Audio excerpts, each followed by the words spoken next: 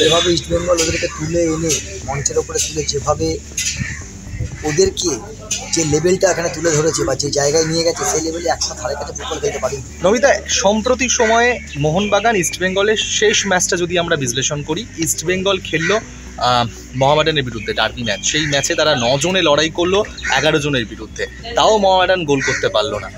Red card দেখতে হলো নন্দ এবং মহেশকে। সেই রেড কার্ডটা কতটা ন্যায্য ছিল?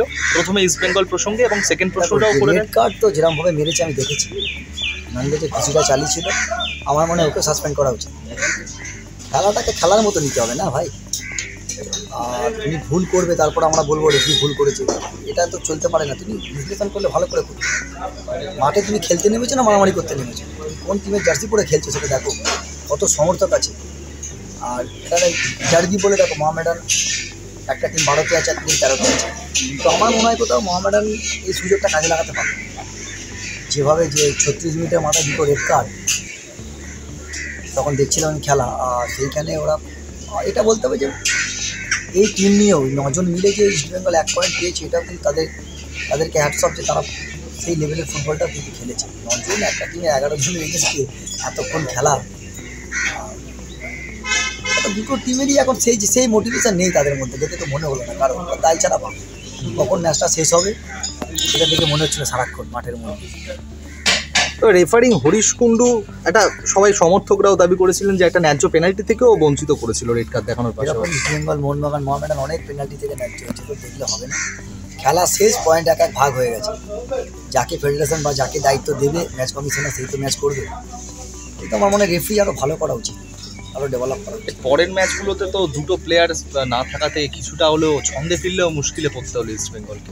অবশ্যই দুটো মেন প্লেয়ার নেই, দেখা যায় ওরা কীভাবে নিজেদের, দেখো এই যে প্রবলেম এখন ফেস করছে ইস্টবেঙ্গল, এটা কিন্তু প্লেয়ারদেরকে সলভ করতে হবে। আর মোটামুটি অস্কার ব্রুজোকে কেমন দেখছো? লড়াইয়ের নাম ইস্টবেঙ্গল, সেটা কি কথাটা প্লেয়ারদের মধ্যে মানে ইনপুট করতে পারছে অস্কার? নামটাই বড়, এখন সেরকম সে লেভেলে ফুটবল এখন দেখতে পারেনি।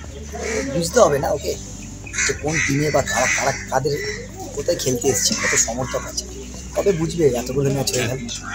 কেন একদম শেষের দিকে রয়েছে, আর সব থেকে বড় কথা আগের ডার্বিটা উত্তেজনাও কম ছিল, একদম পয়েন্ট তালিকার শেষের দুটো দল বলে এই বিষয়টাও তো রয়েছে। খেলা সত্যি খারাপ লাগারও একটা বিষয়। লাস্ট তুমি এফসি কাপ যদি দেখো যেটা খেলেছে ওরা, আমার একটু মনে হয়েছিল যে ইস্টবেঙ্গল খেলছে, কিন্তু আবার সেই ইস্টবেঙ্গল আইএসএল আসার পরে সেম ছন্দ, কেন জানি না, বুঝতে পারছি না কি একটা প্রবলেম তো কিছু একটা হচ্ছে। আনোয়ারকে কেমন দেখছো? আনোয়ারকে নিয়ে বিগত কয়েকদিন ধরে এত হাইপ, তারপরে আনোয়ার একটু হলেও একটা ম্যাচে ভালো খেললো। আনোয়ারকে বলছে কেন, তুমি জিকসানের কথা বলো। জিকসান যে হাইপটা হলো সেইভাবে বোঝে। যেভাবে ইস্টবেঙ্গল ওদেরকে তুলে এনে মঞ্চের ওপরে তুলে যেভাবে ওদেরকে যে লেভেলটা এখানে তুলে ধরেছে বা যে জায়গায় নিয়ে গেছে সেই লেভেলে এখনো ধারে কাছে ফুটবল খেলতে পারি, এটা তো বুঝতে হবে। আর আমার মনে হয় ক্লাব অফিসারদেরও বোঝা উচিত কাকে কখন কীরকমভাবে সম্মান দিতে হবে। ফুটবলটা কি খেলছে ওরা মাঠে? এখনো মনে হয়েছে যে ওরা খেলছে ওই লেভেল যেরকমভাবে তোলা হয়েছে। একদম। অসংখ্য ধন্যবাদ নবীন।